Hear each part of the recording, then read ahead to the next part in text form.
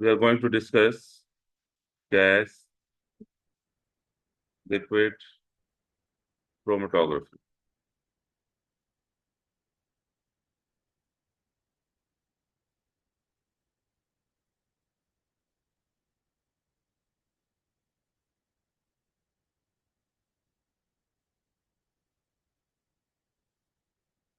बेटा इसमें stationery phase क्या है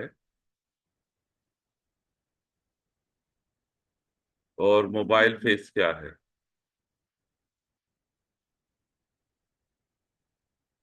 Stationary phase is non-polar liquid with high boiling point.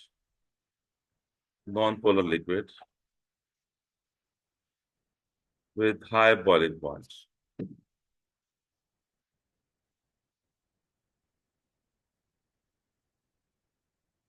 With high boiling point.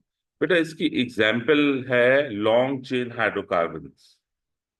Hydrocarbon जितने भी हैं सारे नॉन पोलर हैं, और अगर वो लॉन्ग चेन है तो उनका बॉइलिंग पॉइंट हाई होगा। तो एग्जाम्पल इसकी है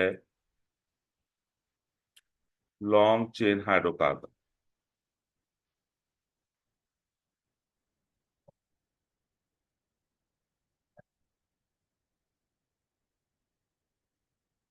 और बेटा जो मोबाइल फेस है वो अनरिएक्टिव गैस होगी।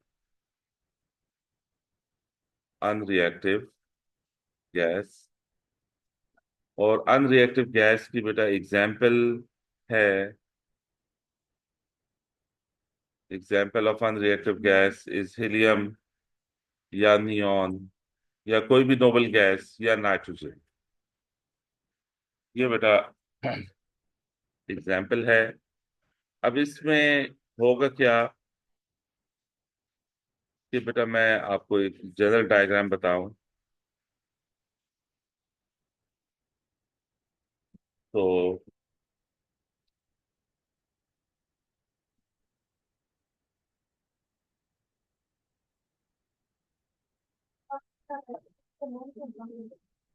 लॉन्ग जितनी चेन बढ़ेगी उतना बॉइलिंग पॉइंट हाई होता जाएगा, TDID की वजह से।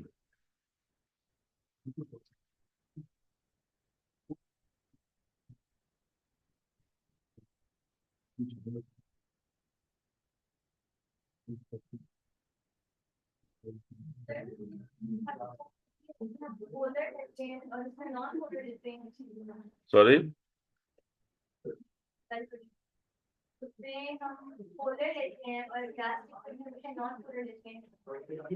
इसमें नॉन पोलर होता है stationary phase according to syllabus. लेकिन स्टेशनरी फेज सिलेबस में नॉन पोलर लिखा हुआ है, क्वेश्चन में फिर वो पोलर भी कर सकते हैं। मैं कमेंट करूंगा अभी जब मैं क्वेश्चन करवाऊंगा। ये डिटेक्टर है। फिर जरा देखें ये जो डायग्राम है, ये इसके गैस लिक्विड क्रोमेटोग्राफी के वर्किंग प्रिंसिपल को एक्सप्लेन करता है। ठीक है। अच्छा, अब इसमें हम यहाँ रखते हैं अनरिएक्टिव गैस। कोई भी अनरिएक्टिव गैस आप ले सकते हैं। अनरिएक्टिव गैस बेटा कोई नोबल गैस हो सकती है या नाइट्रोजन हो सकती है। इस गैस को कैरियर गैस भी कहते हैं। तो unreactive gas is mobile phase, क्योंकि ये गैस मूव करती है, इसलिए दिस इज मोबाइल फेज। बेटा यहां से मिक्सचर इंजेक्ट करेंगे। देख रहे हैं बेटा, इस जगह से मिक्सचर इंजेक्ट करेंगे। वो मिक्सचर जिसकी एनालिसिस करनी है या वो मिक्सचर जिसे सेपरेट करना है वो यहां से इंजेक्ट होगा। तो ये गैस क्या करेगी बेटा? देखिए सामने, ये अनरिएक्टिव गैस ये मूव करेगी। इसको यहां से प्रेशर अप्लाई करते हैं गैस को। तो गैस गैस प्रेशर के साथ देखो जा रही है। जब मिक्सचर आएगा तो मिक्सचर को लेके जाएगी गैस। ठीक है। गैस मिक्सचर को अपने साथ लेके जाएगी, आगे डिटेक्टर तक पहुंचाएगी। तो गैस का काम क्या हुआ फिर? यानी गैस को कैरियर गैस क्यों कहते हैं? ये कैरी करेगी, मिक्सचर को कैरी करेगी डिटेक्टर तक। दरम्यान में आएगा स्टेशनरी फेज। स्टेशनरी फेज यहां इस कॉलम में है, इससे बेटा क्या कहते हैं, कॉलम कहते हैं। इस कॉलम के अंदर क्या है, इसके अंदर स्टेशनरी फेज है, स्टेशनरी फेज है इस कॉलम के अंदर। अच्छा, स्टेशनरी फेज कॉलम के अंदर बेटा कैसे है, स्टेशनरी फेज हमने कहा कि लिक्विड है। बेटा क्या हमने डिसाइड किया, स्टेशनरी फेज क्या है, लिक्विड है। तो स्टेशनरी फेज में असल में है क्या, नॉन पोलर लिक्विड है।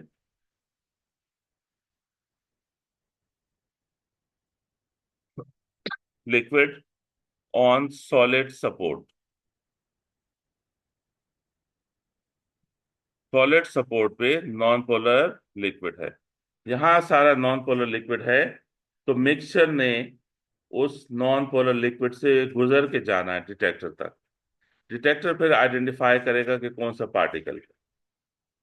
ठीक है, स्टेशनरी फेज की समझ आई बेटा, non polar liquid on solid support.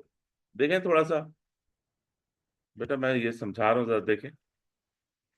अगर हमारे पास हो कोई स्टील का पाइप, ठीक है, ये क्या है, स्टील पाइप है। इस स्टील पाइप में अगर हम, इस स्टील पाइप में बेटा अगर हम, आपने उसको देखा ऑयल को, कोई भी कुकिंग ऑयल लेट से ले लें, और sand, you familiar about sand.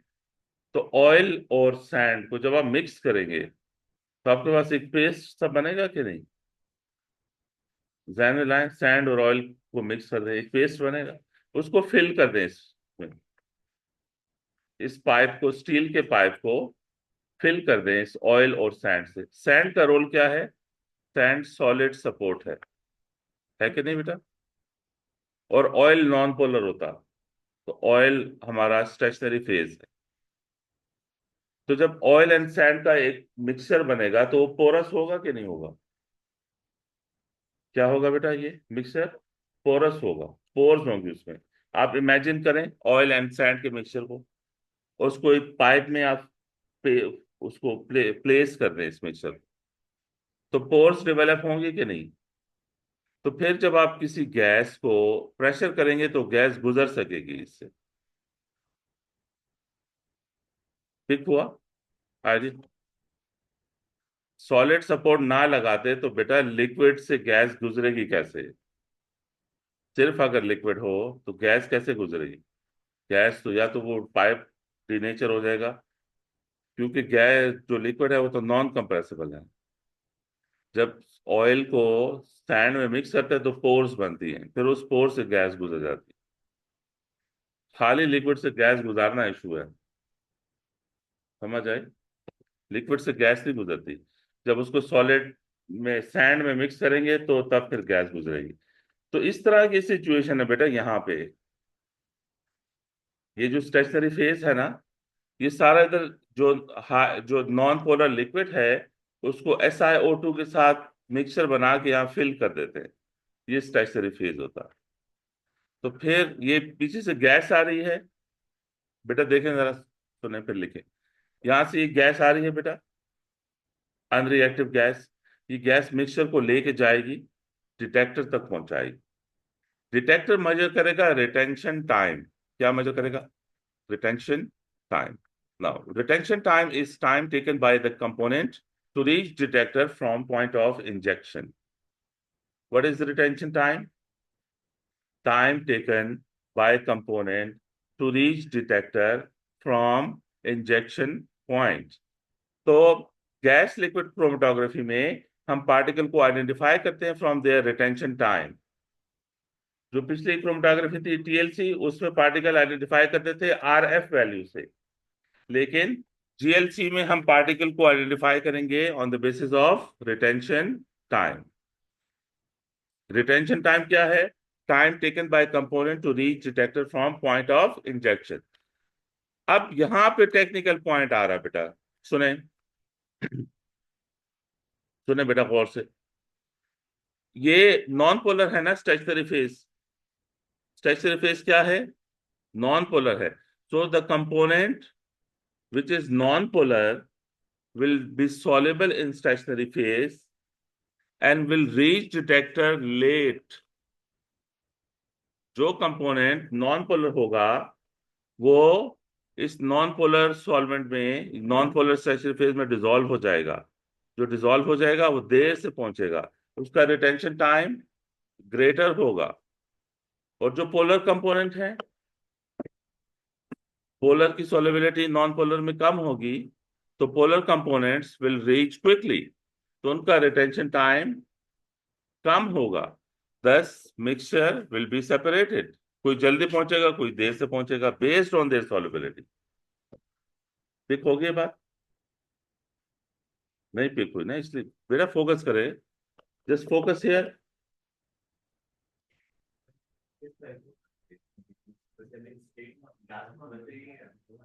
कौन सा मिक्सचर? हाँ, ये मिक्सचर गैसियस मिक्सचर होता है बेटा।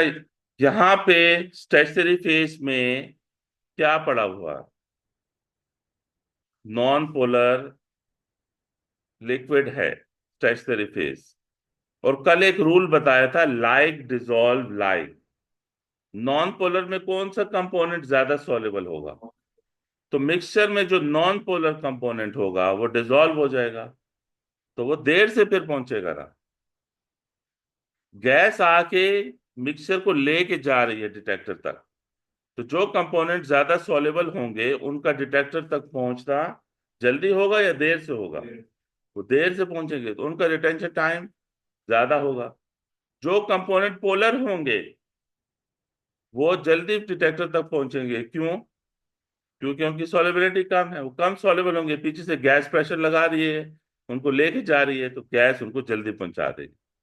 कोई कंपोनेंट जल्दी पहुंचेगा, कोई देर से पहुंचेगा, यूं सेपरेशन हो जाएगी।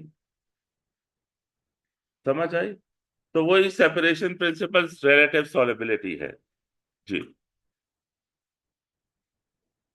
मोबाइल फेज जो है लेकर जाने के लिए मिक्सचर को, सेपरेशन प्रिंसिपल क्या है?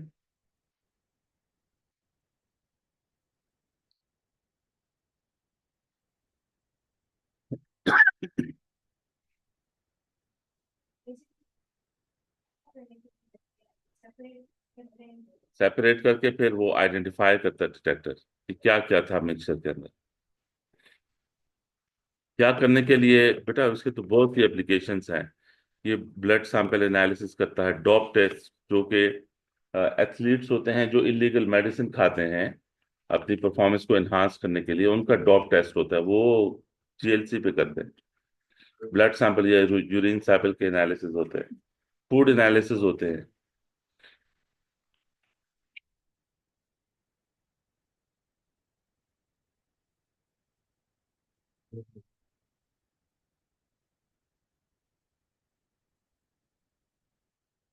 सेपरेशन प्रिंसिपल क्या है बेटा? Relative solubility.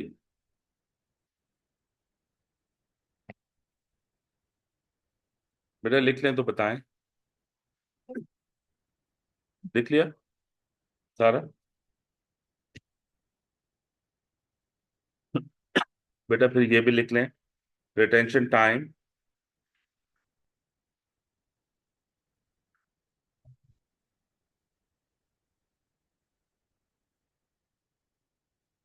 Time taken by the component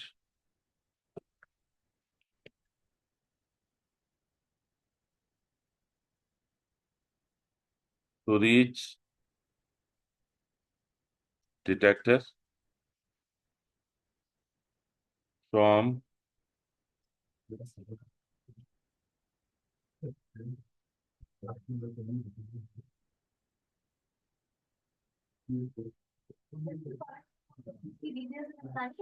नहीं।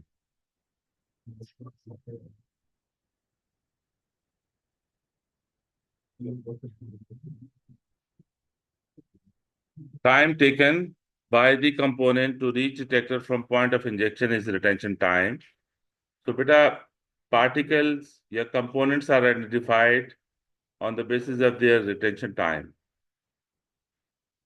Components are identified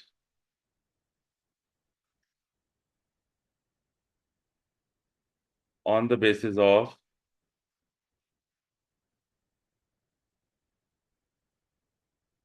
their retention time.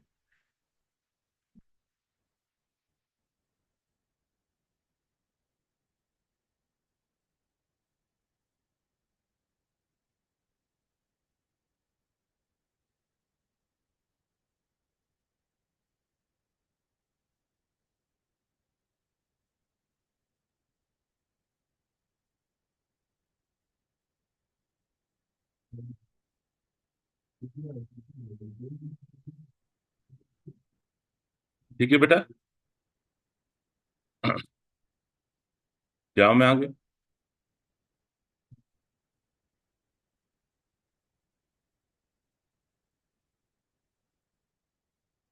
Sorry बेटा,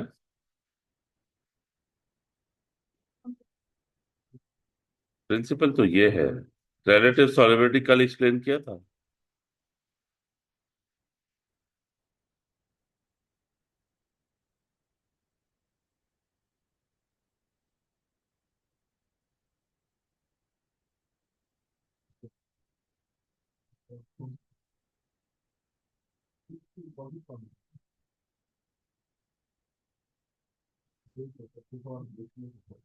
देखिए बेटा, नेक्स्ट थिंग इज, अगर के आपके पास मिक्सचर हो, किसका, mixture of ethane, ethanol, mobile face बेटा गैस होगी।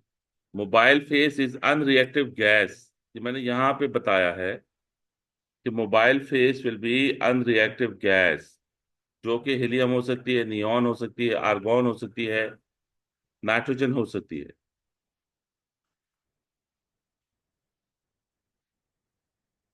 तो मिक्सचर ऑफ इथेन, एथेनॉल और एथेनोइक एसिड, ये तीन बेटा हमारे पास कंपोनेंट्स हैं। सपोज एक मिक्सचर में is analysed through GLC, through GLC, ठीक है। और बेटा स्टेशनरी फेज इस केस में,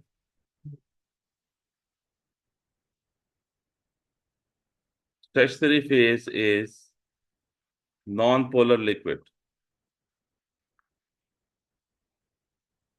result of GLC given below. GLC के रिजल्ट्स गिवन है बेटा लाइक दिस, ये टाइम है,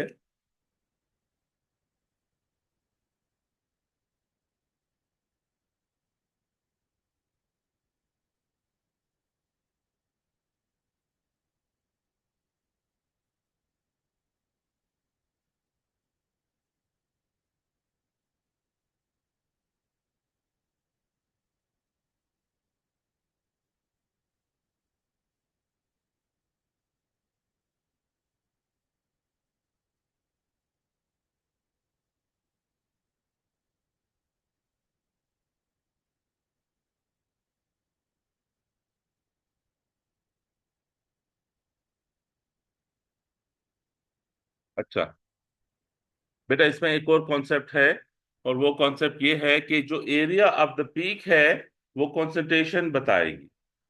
एरिया ऑफ द पीक वो क्या रिप्रेजेंट करती है बेटा, एरिया ऑफ पीक वो शो करती है कॉन्सेंट्रेशन ऑफ कंपोनेंट। कभी कभी वो खुद ही बता देते हैं पेपर में, मास ऑफ कंपोनेंट को भी एरिया शो कर सकता है, कॉन्सेंट्रेशन को भी शो कर सकता है। concentration of component will be represented from area of peak। बेटा आप बताएं, ये तीन पीक्स हैं, बताएं इसमें इथेन कौन सा होगा, एथेनॉल कौन सा होगा, एथेनोइक एसिड कौन सा होगा। आखिरी वाला ये इथेन होगा बेटा। How you came to know कि ये इथेन? यस बेटा, जो नॉन पोलर, क्योंकि स्ट्रेचर फेज नॉन पोलर है, तो नॉन पोलर कंपोनेंट ज्यादा सॉल्युबल होगा, तो रिटेंशन टाइम जिसका ज्यादा होगा, सबसे लास्ट वाली पीक का रिटेंशन टाइम ग्रेटर है। तो ये बेटा होना चाहिए इथेन, क्योंकि ethane is more soluble in non polar solvent, more soluble in non polar stretcher phase. ठीक है बेटा। फिर बाकी दो पीक्स में डिसाइड करें। मिडिल वाला एथेनॉल होगा। हाँ, मोस्ट पोलर इसमें कौन सा है? कार्बोक्सिलिक मोस्ट पोलर है, तो उसका लीस्ट रिटेंशन टाइम होगा। ये मोस्ट पोलर है, तो उसका लीस्ट रिटेंशन टाइम है।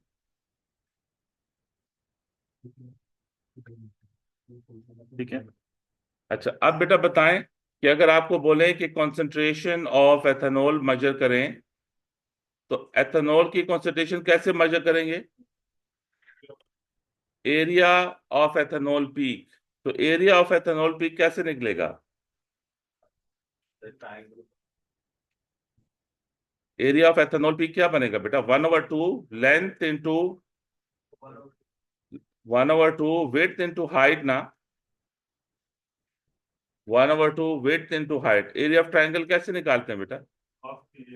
तो लेंथ इंटू विड्थ होता है ना, या लेंथ विड्थ इंटू हाइट कर ले। तो इस केस में बेटा 1/2, ये कितनी है बेटा? ये गैप कितना है? 4 है। और ये हाइट कितनी है? 8 है। तो एरिया कैसे निकलेगा बेटा? 1/2 4 into 8, तो दिस इज 16 बेटा।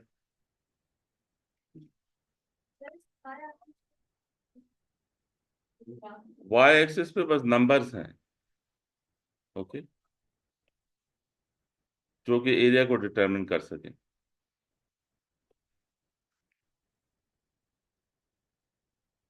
बेटा मुझ तक आवाज ना पहुंचे, ओके, करें इंटरेक्शन लेकिन मुझ तक ना आए आवाज।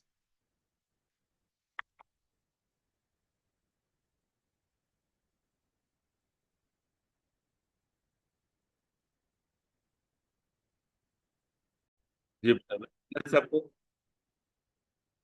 क्या कह रहे हैं कि a mixture of volatile organic compound X Y and G, तीन चीजों का मिक्सचर है, can be separated in gas liquid chromatography, यानी जी, गैस क्रोमेटोग्राफी का मतलब है जीएलसी ही। Their identities can be confirmed by measuring their different retention times. Retention time मैंने बताया आपको, क्योंकि जीएलसी में पार्टिकल आइडेंटिफाई करते हैं हम रिटेंशन टाइम की बेस पे। टीएलसी में आरएफ यूज करते हैं, जीएलसी में रिटेंशन टाइम यूज करते हैं। अच्छा, ये बेटा क्रोमेटोग्राम या ये रिजल्ट्स हैं ग्राफिकल फॉर्म में। एब्जॉर्बेंस दी हुई है वाई एक्सिस पे। तो suggest what is meant by retention time. तो रिटेंशन टाइम क्या होगा बेटा? टाइम टेकन क्या by the component to reach detector from point of injection is retention time. फिर क्या कहते हैं? Give an example of carrier gas used in this chromatography. Nitrogen बेटा आप ले सकते हो, हीलियम ले सकते हो, कोई भी नोबल गैस ले सकते हो, ओके। फिर बेटा नोबल गैस ऐसी लो जिसका एमआर बहुत ज्यादा ना हो। ठीक है, एमआर अगर गैस हैवी हुई तो वो कैरियर अच्छी अच्छी कैरियर गैस नहीं होगी। फिर क्या है? G spends longest time in chromatography column. बेटा जी किधर है? ये जी का रिटेंशन टाइम क्या है? ज्यादा है। तो इसकी क्या वजह हो सकती है? तो suggest why this might be the case. इन्होंने ऊपर स्टेशनरी फेज का कोई जिक्र नहीं किया ना। इन्होंने अगर जिक्र नहीं किया तो स्टेशनरी फेज क्या लेना है बेटा? सिलेबस में स्टेशनरी फेज क्या है? Non polar. ठीक है। और जी का रिटेंशन टाइम ज्यादा है, तो इसका क्या मतलब है कि जी नॉन पोलर है। तो इसका क्या मतलब है कि जी स्टेशनरी फेज में मोर सॉल्युबल, जी मोर सॉल्युबल है इन स्टेशनरी फेज। समझ आए बेटा? तो इसका क्या आंसर होना चाहिए? Suggest this might be the case, ये आंसर होना चाहिए कि जी की सॉल्युबिलिटी ज्यादा है स्टेशनरी फेज में। फिर बेटा ये डिसाइड करें कि explain a possible limitation of gas liquid chromatography in separation two esters. ये भी एस्टर है बेटा, ये भी एस्टर है। तो गैस जीएलसी इनको सेपरेट करने में, अच्छा इफेक्टिवली इनको सेपरेट नहीं कर सकेगी, लिमिटेशन होगी। क्या लिमिटेशन है बेटा? सेम फंक्शनल ग्रुप है, सेम पोलैरिटी होगी और सेम सॉल्युबिलिटी होगी। स्टैचुरी फेज में दोनों की सॉल्युबिलिटी सेम होगी, तो फिर रिटेंशन टाइम सेम आने का चांस है। ठीक है, तो क्या बेटा इसका आंसर होगा? सेम फंक्शनल ग्रुप है जिसकी वजह से, सेम फंक्शनल ग्रुप की वजह से सेम सॉल्युबिलिटी आएगी।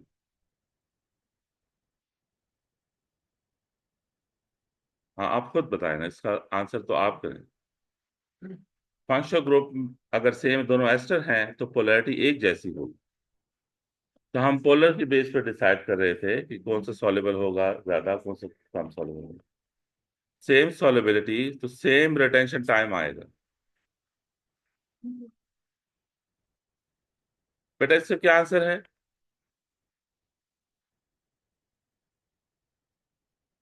परसेंटेज ऑफ एक्स बेटा निकालना। परसेंटेज ऑफ एक्स कैसे आएगा? हाँ, एरिया किसको शो करता है बेटा? एरिया अमाउंट को शो करता है या कंसंट्रेशन को शो करता है, लेकिन ये परसेंटेज ऑफ एक्स पूछ रहे हैं। तो हाँ, तो 22 divided by 22 plus 38 plus plus 16 into into 100, जो भी इससे आंसर आता है 28.9%। Got it? ये कल किया था बेटा। ये देखें इस क्वेश्चन को, क्या कहते हैं ये? एल्डिहाइड। एल्डिहाइड में कौन सा फंक्शनल ग्रुप होगा? ये। फिर एल्केन। एल्केन आपको पता है ना, नॉन पोलर है। और कार्बोक्सिलिक, यू नो कार्बोक्सिलिक। इसमें मोस्ट पोलर कौन सा है? कार्बोक्सिलिक मोस्ट पोलर है। और नॉन पोलर कौन सा है? एल्केन नॉन पोलर है। सिमिलर वोलेटिलिटी है। और एनालाइज किया है जीएलसी से, ये रिजल्ट्स हैं। बेटा देखें इसमें इन्होंने क्या कहा, the separation of the compound depends on their relative solubilities in stationary phase. और स्टेशनरी फेज क्या लिया हुआ है? अल्कोहल लिया। देखो सिलेबस में इन्होंने stationary phase non polar liquid बताया है। अब ये चेंजेस कर सकते हैं क्वेश्चन में। तो अब अल्कोहल क्या है बेटा? पोलर है कि नहीं? तो जब ये पोलर है तो डिसाइड करें कौन सा ऑर्गेनिक कंपाउंड एक्स होगा, कौन सा वाई, कौन सा जी होगा। जी क्या होगा? कार्बोक्सिलिक होगा। क्यों बेटा? क्योंकि कार्बोक्सिलिक मोर पोलर है। ये एक्सप्लेनेशन आप नीचे टेबल में दोगे, okay. More polar, 10 more, more soluble. किस में more soluble? Is stationary phase. और एक्स क्या होगा? एल्केन होगा, उसका लीस्ट पोलर, लेस सॉल्युबल। और वाई क्या होगा बेटा? एल्डिहाइड। तो aldehyde is less polar than carboxylic and more polar than alkane. तो इसकी is less soluble than carboxylic and more soluble than alkane. समझ आई? तो वही रिलेटिव सॉल्युबिलिटी की बेस पे सेपरेट हुए x Y and z. Retention time किसका ज्यादा है इसमें? कार्बोक्सिलिक का रिटेंशन टाइम ज्यादा है।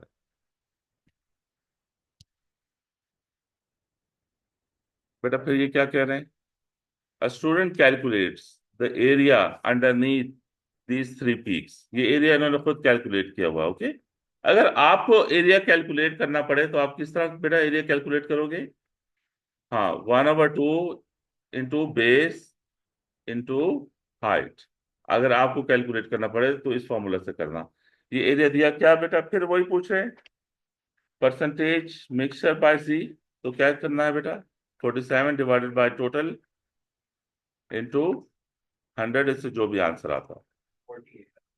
क्या आ रहा है? 48 आ रहा है। समझ आइए, टोटल की जगह क्या लिखना है? ये परसेंटेजेस को ऐड कर दो। Total is 19 plus 32 plus 47। ठीक है बेटा। बेटा ये फिर अगले क्वेश्चन जो है ना, वो मैच स्पेक्ट्रोस्कोपी के हैं। कुछ आपको याद है? इसके बाद हमारी एनएमआर चलेगी बेटा, लेकिन आपको कुछ याद है मैच स्पेक्ट्रोस्कोपी ए एस से? M+2 पीक ये अब मैच स्पेक्ट्रोस्कोपी है, ओके। तो बेटा बताएं कि M+2 पीक किसको रिप्रेजेंट करती है? M+2 पीक, हाँ, या Cl को या Br को शो करती है। ठीक है। फिर ये बेटा कैसे पता चलता है कि Cl प्रेजेंट है या Br प्रेजेंट है? हाँ, अगर M/M+2 क्या हो बेटा, 1:1 हो, तो फिर Br प्रेजेंट होगा। और अगर M/M+2 क्या हो, 3:1 हो, तो फिर Cl प्रेजेंट होगा। अच्छा, चलो ये मैथ स्पेक्ट्रोस्कोपी आप रिवाइज करो, तो उसके बाद की डिस्कशन है हमारा gas liquid chromatography and work.